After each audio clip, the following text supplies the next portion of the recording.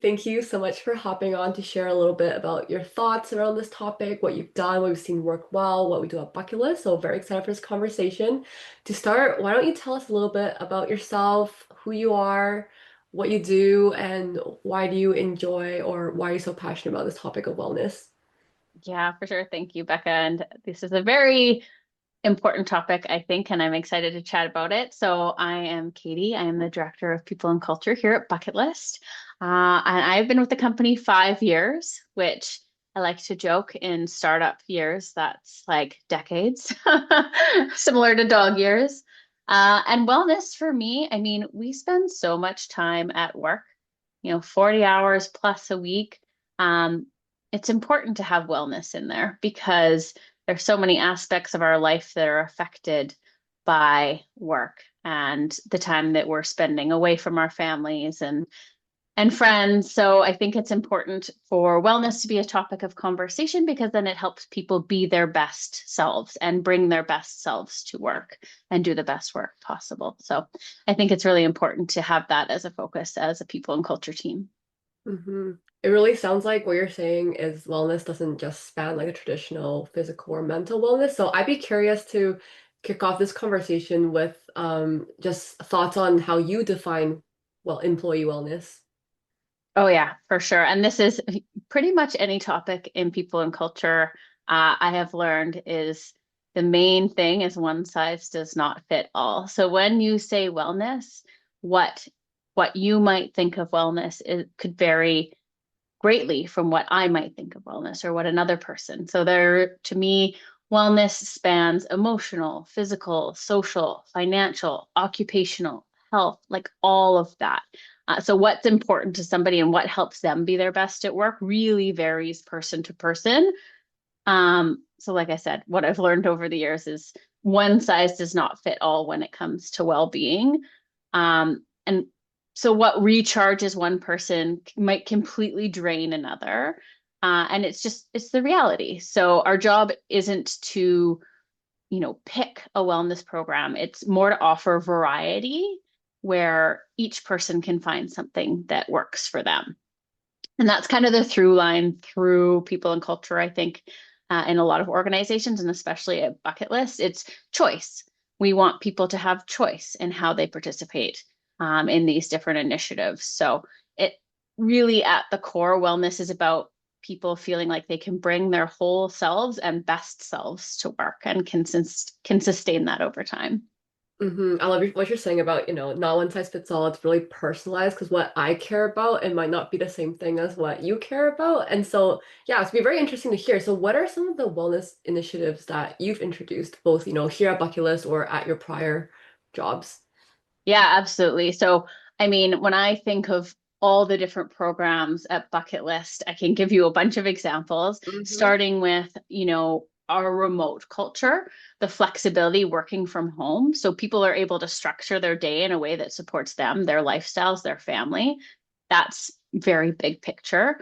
Then from there, there's also generous and flexible time off so people can use their paid time off for whatever it is. As for an example, instead of having prescribed 6 days at Bucket List, we call them wellness days, but they're flex days. So people can use them for sick time, for personal days, for family obligations or things, or even just additional vacation days if they need. So that really supports the well-being because everybody's lives look so different and the flexibility really helps with that.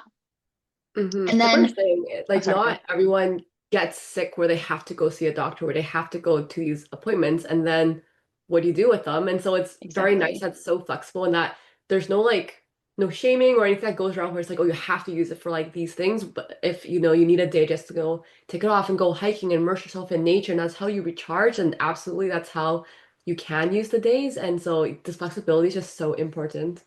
100%. I mean, we've all been guilty of it. That's part of your sick time is part of your paid time off, and a lot of people feel they need to use it or lose it in a lot of cases. So, instead of like faking a sickness, like you said, to take a mental health day or a recharge day, people are empowered to take that time that they need when they need it. So, I mean, I've been there, I've done it, so I can relate. And that was that was really important to me to have that flexibility in our PTO policies.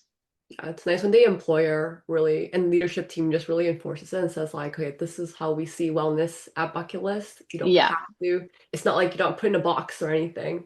exactly. Yeah. And then on top of that, of course, there's, the standard, your benefits plans, having a solid plan with health and dental. But then from there, I think about the different activities or challenges or initiatives that we put in place. So we do again a variety. So we'll have like async health challenges, to for people so they can participate when they have the time. It's not real time, a meeting or an event you have to show up to. Then we'll have in-person events for folks that really thrive on that in-person connection. We make sure to offer that. We have volunteering events for people who find meaning and reward in giving back. We also have variety of virtual events. We have the donut chats, for example, or Donut Be Strangers, where it's a one-on-one coffee chat, which are definitely speak more like it's a social moment, but they speak more to the introverts that want to connect with the team member on more of a one-to-one level. And then our other virtual team activities that we do, bi-monthly, where folks can connect with a bigger group of folks and just have some fun. And then I would say another aspect of that would be learning and development opportunities with an individual budget.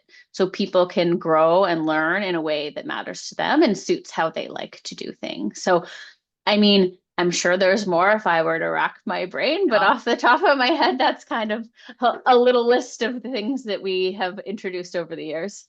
And for the folks listening in who are curious to check out the platforms I just mentioned, I believe there's Donut, and that's just a Slack integration, correct? Yeah, that's correct. Slack integration that you can set up super easily. You can set the cadences for your team, how often you meet, whether it's one-on-one or groups or whatever you might like to do.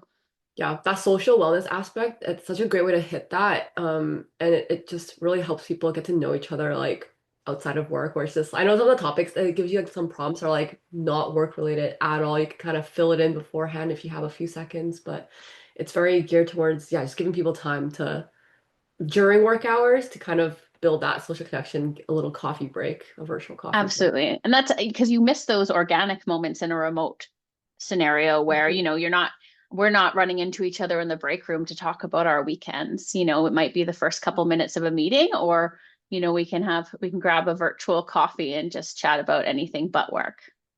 Yeah, I know a lot of people working in remote companies. It's like a huge issue where people feel very isolated. And if Mhm. you're living by yourself and you're just working 100% remote, then that definitely could take a toll on your mental well-being from not seeing people face to face. So no, this is a really great intentional way to try and build those moments into a culture where it's all remote. Yeah, Yeah. absolutely. And I think you mentioned another one. Not sure which category of wellness you put the volunteering under, but I think we use Purposely as the social platform. Is there more you wanted to share about that platform, but also if somebody else wanted to use a different platform, do you want to share a little bit more about the process for integrating volunteering into the wellness program? Yeah, absolutely. This kind of came from feedback and things I was seeing, about initiatives offered through companies and really easy, low cost option to get the team together, but also giving back together to the Mhm. community that they're living in. So, purposely for us, just made it really easy because we are spread out and our hubs are across Canada.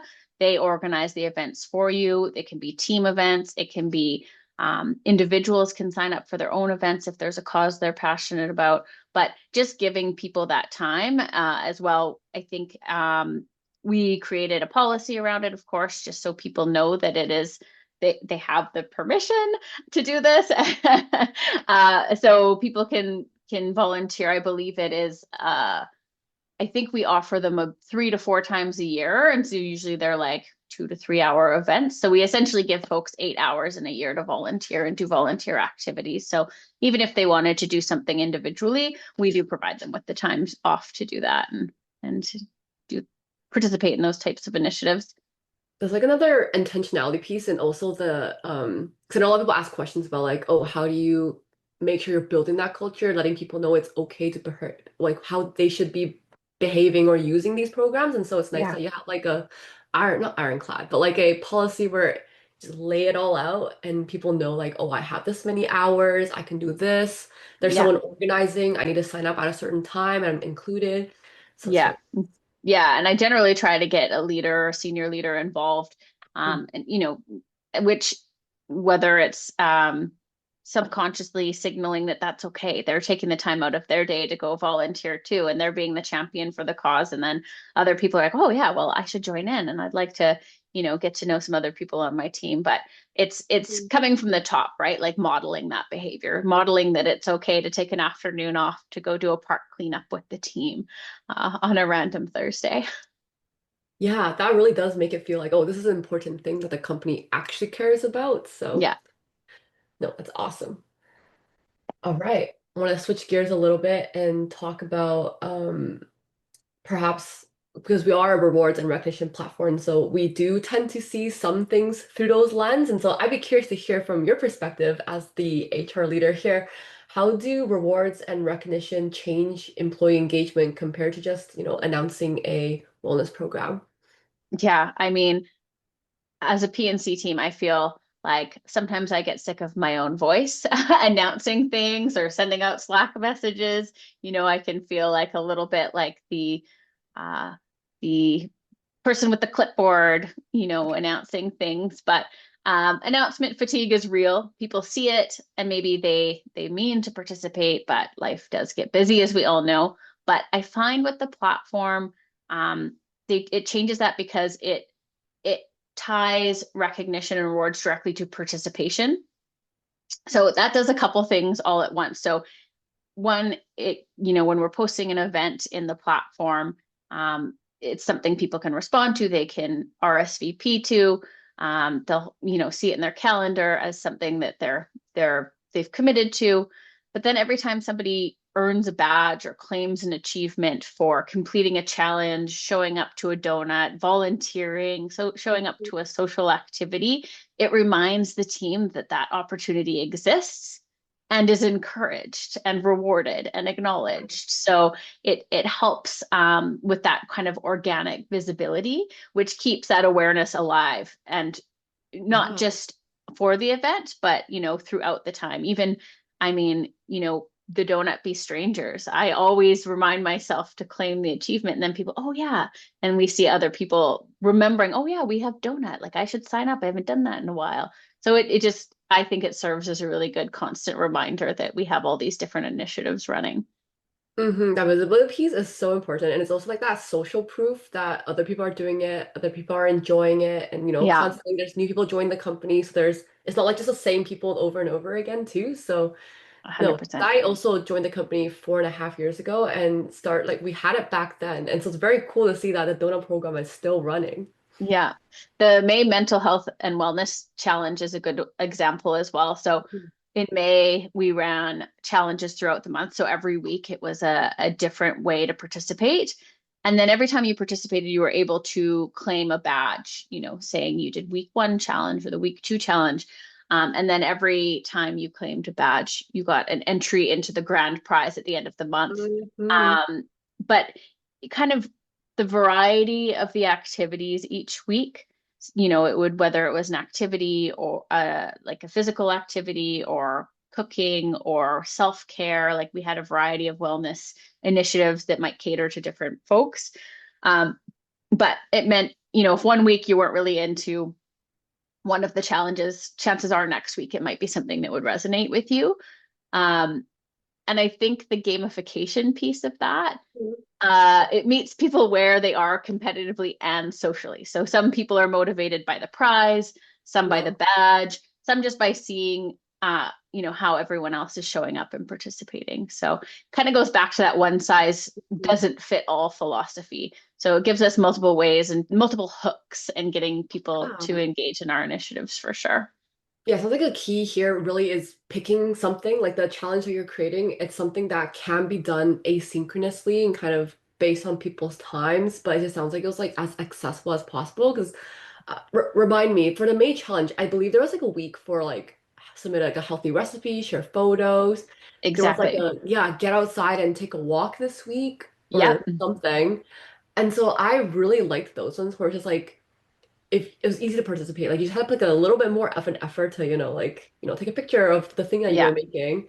exactly. And So by having it on the platform, it kind of keeps the momentum going naturally, right? Because the feed on the platform does the work for you, and the activity through other team members Mhm. is its own reminder.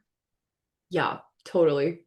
It was really cool too. It was like a nice team bonding piece because then you get to see how people kind of live their daily lives in a sense. Yeah. Like, oh, Yeah. I didn't know, Aaron was so good at cooking or whatnot, just to see what they did. And then Yeah. the walking one was fun too because you can see the neighborhoods that people were coming from. Because a lot of our folks, we don't live in the same city, so I wouldn't even know like what their neighborhood looks like. And so that was a really fun piece too to see.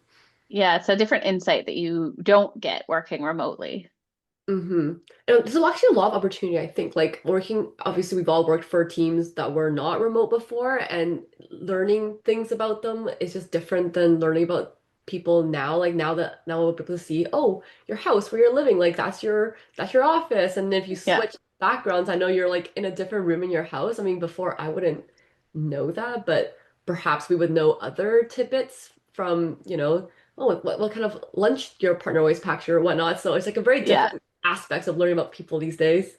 Oh, absolutely. I actually at one point I had the idea, it never came fully to fruition, but to do because we're remote, doing like an MTV style cribs for folks because all you see of my house is like my little background. I mean, maybe not everyone would be into, but I love that kind of stuff and I Yeah. love those types of shows. So I would be signing up for that one myself. Oh my gosh. Yeah, it's just that back to what you said, the not one size fits all. So many people will be so into it. And I know there'll be Yeah. people who just want to watch but don't want to like actually do it. So it'll entertain. It'll be good. Yeah, absolutely. No, that's awesome. And my next question here, going towards actually launching an initiative, for you, what does success look like? What would you encourage us to look at to see if whether something we did is good? Yeah, I mean, what I find with any wellness program is kind of that spike you get at the beginning. People are excited, they participate, and then kind of it fades off over time. What I have found, I've kind of mentioned this before, but what rewards and recognition does differently, it creates multiple reasons to keep showing up. So going back to our May health and wellness challenge, sorry, it wasn't one big moment, it was weekly. So Hmm. every week there's a different challenge. Every week there's a new badge for when you complete that. And, you know, you're working towards your entries into the end prize draw. So the reward structure kind of compounded over time. So the more you participate, the more you are able to kind of work towards getting those entries into the draw, and the more consistently engaged, the more you got out of it, which naturally I think pulled people in week after week. And Hmm. because your badges showed up on the platform, peer activity really became the motivator there, and you saw your teammates earning badges, and it you can comment and interact with those as well. And it's not about like manufacturing pressure. It's about keeping the initiative visible and social so that it stays top of mind for the team. And I think, um, yeah, I think it it did really well, and we realized the team really responds well to those async challenges, Hmm. um, which to us was a clear signal that the team liked that kind of stuff and those kind of initiatives. So that variety and offering the chance to participate in different ways, I think was kept it Yeah. fresh and Yeah. always meant there was a reason to try again, even if it wasn't one week, maybe wasn't what you were looking for. Yeah. And I think what it looked like because the May one went so well, you and Callie had such great learnings from it. I really see it now in the design for the September Wellness Challenge that we did. Yeah. Would you mind telling us a little bit more about that one, how that one kind of came to be around and how it's going? Yeah, absolutely. Great segue. And that really was born out of the wellness challenge and the success of the async participation. So that flexibility and participation, I think, really had a broader reach with the team. So we had the idea to do like a step or a movement challenge, but again, wanting it to be inclusive because one size does not fit all. We created a movement challenge. And actually, I just created a simple little site using AI to track our movement, but with the challenge to whether it's walking, whether it's running, whether it's biking, is to log your activity. And we would track the kilometers traveled across Canada. So as a team, we're getting to see, all the movement that we're doing as a team, how far it's getting us across Canada. And we're a month and a half in, and we've already made it past Regina, and we're well on our way to Winnipeg. And we started in Victoria. So we traveled over 2,000 kilometers as a team. And that's with only a month and a half down and about a third of the team participating. So I'm really excited to see how far we can get. The goal is to make it to Halifax by the end of September.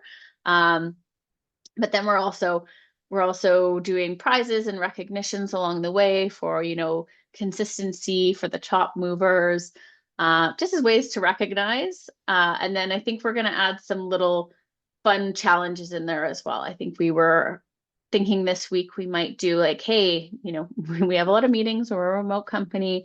Like, let's take one of those meetings outside. Let's go for a walk. The challenge is to do one of your meetings walking, and get your steps in and then log those for the challenge as well. So Oh, so fun. Yeah, I really liked how you also did it. Like there was like you can see the individual because you also see the team. And so for me, like I'm like a little bit competitive, like just a little bit. And so I just saw like, marketing team, we're not quite in there, but I knew a lot of them like to walk. So I was like, hey team, please just log your miles, log your kilometers yeah. to like not be the last team in here.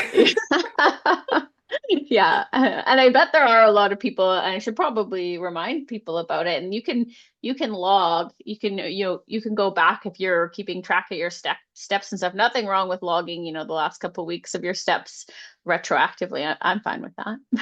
Yeah, totally. You did it. You should put it Yeah, in. absolutely.